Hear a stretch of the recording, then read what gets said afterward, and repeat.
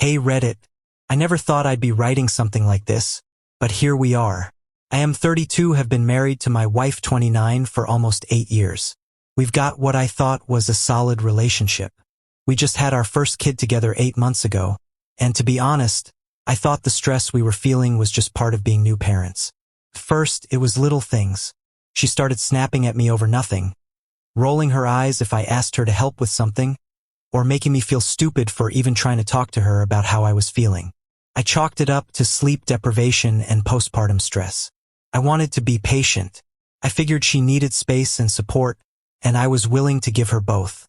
But then the coldness wasn't just toward me.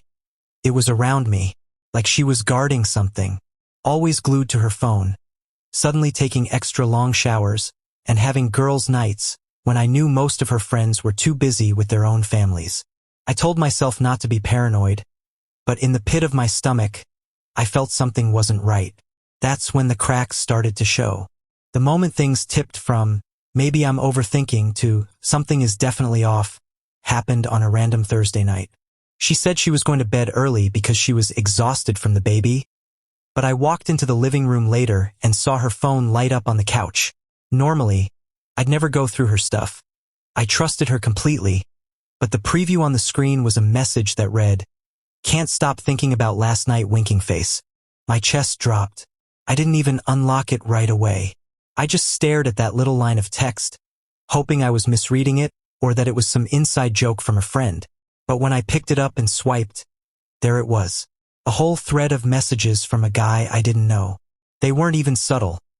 Talking about how he missed her touch, asking when she could sneak out again, joking about me being clueless. My hands were shaking. I sat there for 20 minutes, just scrolling through, feeling my entire reality collapse with every line I read. She wasn't just cheating. She was laughing about it behind my back. And the worst part? She had been with him while I was home taking care of our baby. I didn't wait until the morning. I walked straight into our bedroom, phone in hand, and woke her up. My heart was pounding so loud I could hear it in my ears. I said, "Who the hell is Mark?" That was the guy's name in her phone.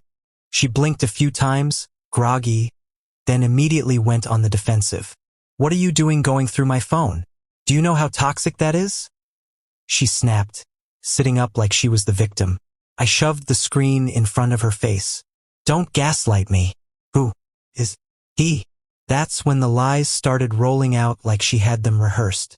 First, she said he was just a friend from college, and that they were joking around.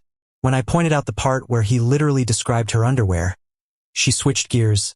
"Okay, fine, we flirted a little, but it's not what you think. It was harmless." When I didn't buy that, she went cold. "You don't understand the pressure I've been under. You've been useless since the baby was born. I needed someone to talk to." Felt like a knife in my chest. Not only was she cheating, but she was blaming me for it. I didn't even know what to say. I just stood there, my whole body numb, as she folded her arms and looked at me like I was the one who should be apologizing. That was the moment I realized. I wasn't dealing with someone who felt guilty. I was dealing with someone who thought she could spin this into being my fault. The more I pushed, the more insane her explanations got. It was like watching someone throw paint on a wall, hoping something would stick. First, she claimed it wasn't physical, that it was just emotional support, because she was confused after the baby. When I pointed out the messages about sneaking out and hotel receipts I found in our bank statements, she snapped back with, "Fine. We met a couple of times, but it didn't mean anything." A couple of times? Try dozens. The messages were time-stamped almost every other day. When I said that, she flipped it into an attack. "You never touch me anymore. You don't make me feel attractive." What was I supposed to do? Waste away in this house while you play Mr. Perfect Husband? The irony of her calling me Mr. Perfect Husband, while I was literally raising our newborn while she snuck off with another guy, wasn't lost on me. Then, the cherry on top, she said it was my fault for finding out. She actually looked me in the eye and said, "If you didn't go through my phone, we wouldn't even be having this fight." Like the problem wasn't her screwing around, it was me discovering it. I felt like I was losing my grip on reality. The next day, I couldn't keep it bottled up. I called her sister, who I'm fairly close with, because I needed someone to tell me I wasn't crazy. I just said, "I think she's cheating on me." I found messages. There was this long silence on the other end. Then her sister sighed and said, "You just found out?" My blood went cold. Turns out, my wife hadn't been careful at all. Her family already suspected. Her sister admitted she had seen my wife hanging out with this guy months ago, sneaking around in parking lots, even bringing him to their mom's place once when she thought nobody would notice. I swear, I almost dropped the phone. Not only was my wife betraying me, but parts of her own family knew something was off and didn't say a word. When I confronted my wife again later, she went ballistic. "So you're spying on me through my family now? Wow, you're pathetic." No remorse, just venom. Like I was the enemy for exposing what she had been doing. That was when the betrayal hit me on a whole new level. It wasn't just her. It felt like I'd been the butt of a joke everyone else was in on. After hearing everything from her sister, I snapped. I wasn't going to sit in the dark anymore. I dug deeper, checked phone records, bank charges, even a couple of Uber receipts that didn't match her story. And there it was, an address. One night, when she told me she was going to the store, I followed her. My hands were shaking the whole drive, but I couldn't back out now. Sure enough, she pulled up to an apartment complex and went inside like she'd been there 100 times before. I waited about 10 minutes, then walked up and knocked. A guy, Mark, opened the door. Mid-30s, smug grin, the kind of guy who thinks he's God's gift. I introduced myself the way only a pissed-off husband could. "Hi, I'm the guy whose wife you're screwing." His face dropped, but only for a second. Then he smirked and said, "Man, if she's not happy with you, that's not my problem." I lost it. I shoved him back, and we nearly came to blows right there in his doorway. My wife came running out, screaming at me like I was the crazy one, begging him to just go inside. She wasn't worried about me, or our marriage, or even the fact that I caught them red-handed. She was protecting him.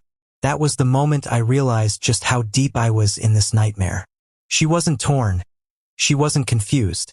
She had chosen him, and I was just an obstacle to be dealt with. When I got home that night, I felt like someone had ripped my insides out. I couldn't eat, couldn't sleep, couldn't even look at my kid without breaking down. I kept replaying everything in my head. The texts, her lies, the smug look on that guy's face, the way she defended him instead of me. It was like I'd been living in a movie where everyone knew the plot but me. The worst part? Our baby. I was holding him in my arms at 3 a.m., rocking him to sleep, and I just kept thinking, how could she do this to both of us? I wasn't just betrayed as a husband, I was betrayed as a father. I wanted to scream, throw something, anything to make the pain stop. But instead, I just sat there in silence, tears running down my face, realizing that the person I trusted most in this world had burned my life to the ground and felt nothing about it. It wasn't just heartbreak, it was grief. Like the woman I married had died and been replaced by a stranger who looked like her but didn't care if I lived or died. A few days later, she suddenly shifted gears. It was like she flipped a switch from cold and defensive to sweet, apologetic wife. She came into the kitchen while I was making a bottle for the baby and said, "Look, I messed up. I was confused. I was overwhelmed after the baby. But we can work through this. We're a family." Her voice was soft, but her eyes, still cold, like she was reading from a script. Then she pulled the classic move, blaming postpartum hormones. I wasn't myself. I didn't know what I was doing. He didn't mean anything. It was just an escape. An escape? From what? From me waking up every night to feed our child so she could sleep? From me working extra hours to keep us afloat? From me holding her hand through labor and telling her she was the strongest woman I knew?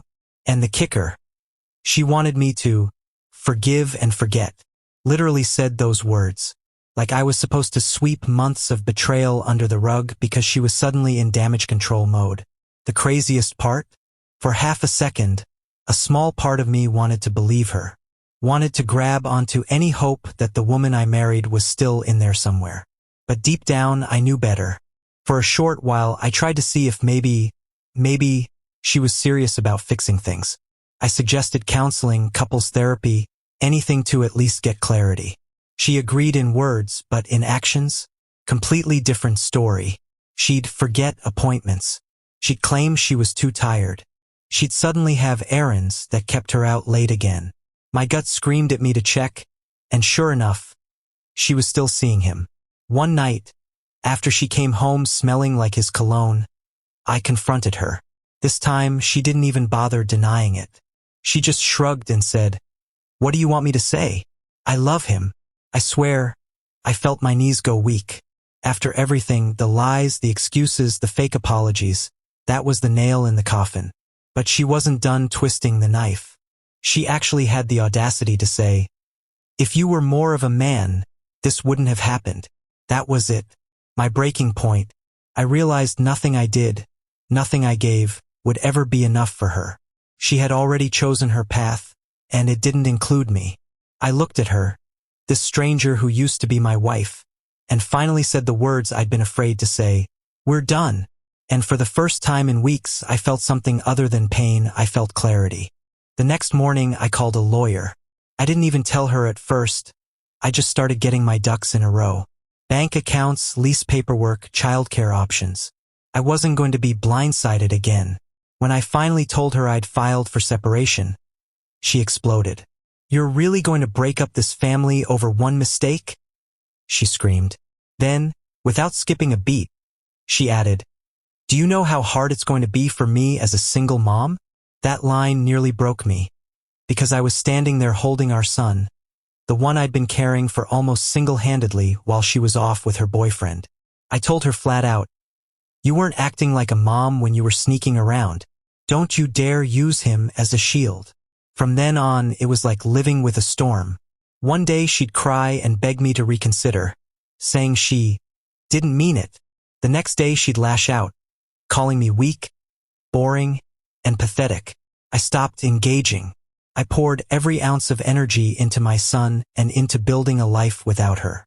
The paperwork was ugly, the fights were uglier, but for the first time since discovering her betrayal, I felt like I was moving forward instead of drowning. I finally moved into a small apartment with our baby. It wasn't much, but it was mine, and for the first time in months, I felt a sliver of peace. No more sneaky texts, no more late-night errands, no more venomous excuses. But peace came with its own kind of pain. Every night, when I put my son to sleep, I'd catch myself imagining her in his room, laughing with him, pretending like nothing happened. I had to remind myself, she chose this. She chose him, not you. Friends checked in constantly. Some offered advice, some just listened, but all of them reminded me that what I was feeling, anger, grief, betrayal, was valid. And that validation mattered more than I expected. Oddly enough, in the middle of the chaos, I started to rediscover myself. I cooked, I exercised, I spent real time with my kid. It was like I was reclaiming pieces of my life I didn't even know I'd lost while trying to hold onto a marriage that wasn't real anymore. Every day was hard, but it was also the first day I didn't feel like I was drowning in someone else's lies. Even after moving out, the anger didn't just vanish. Some days it hit me like a freight train. I'd be folding laundry, feeding my son, or scrolling through messages from her. And suddenly I'd feel this overwhelming rage. I wanted to yell, break things, call her out, make her feel something for once. But there was also guilt. Guilty for leaving, guilty for being angry, guilty for even thinking about being happy without her. I'd catch myself wondering if I should have tried harder, forgiven more, or just been better. Rationally, I knew it wasn't my fault. Her choices were her own. But the emotional part of me kept running those endless what-if loops. Some nights, I'd wake up soaked in sweat, heart racing, thinking about how my son would remember all of this someday. That terrified me. I didn't want him to grow up thinking this is what love looked like. It was a daily tug-of-war between wanting revenge, wanting closure, and just wanting to cry in the shower alone. But slowly, those nights got a little shorter. Slowly, the anger started to settle into something else. Resolve. After a few weeks of the emotional roller coaster, something started to shift. The anger and guilt didn't disappear completely, but they stopped controlling me. I began to see the situation more clearly. She wasn't just flawed. She had chosen a path that didn't include honesty, loyalty, or respect. I started setting boundaries. I stopped answering her manipulative texts, stopped arguing about things that didn't matter, and focused on what did matter, my son and my own mental health. For the first time in months, I realized I deserved more than lies and excuses. I even caught myself smiling again. Small things like watching my kid take his first steps or laughing at a stupid meme reminded me that life still had light in it. That light wasn't dependent on her anymore. I started thinking about the future, about the kind of father and person I wanted to be, and how I could model honesty and integrity for my son. And in that clarity, I felt a strange kind of freedom. The last time I spoke to her was over the phone. No yelling, no begging, no manipulation. Just facts. You made your choice. I made mine. We're done. I'll co-parent our son respectfully, and that's it. She tried to twist it, to guilt-trip me one last time, but I didn't bite. I hung up feeling lighter. Strange, but true. That final conversation wasn't dramatic. It was a release. Since then, life has been about building something new. I've got my son, my friends, and a sense of self I didn't realize I'd lost. I've even started dating again cautiously, but I do it from a place of confidence instead of desperation. It's not perfect, and some nights still sting, but the betrayal no longer defines me. I survived it. I learned from it, and slowly, every day, I'm reclaiming the life I thought was ruined. Looking back, the whole experience still stings, but I've learned a lot. First, trust is sacred, and once it's broken, no amount of words or excuses can fully repair it. Second, your gut is usually right. Don't ignore that little voice telling you something's off. Third, no one owes anyone forgiveness. Protecting yourself and your sanity is not selfish. To anyone going through something similar, don't let anyone gaslight you into thinking the betrayal is your fault. It's theirs. Take time to grieve, lean on people who actually care, and focus on what you can control, your actions, your life, and your well-being. And most importantly, remember that life doesn't end with betrayal. You can rebuild, and the freedom that comes from walking away from someone who doesn't respect you is surprisingly powerful. I'm still healing, but I'm also stronger, wiser, and ready to move forward. If you're in the middle of something like this, hang in there. You can survive it, and eventually you can thrive beyond it.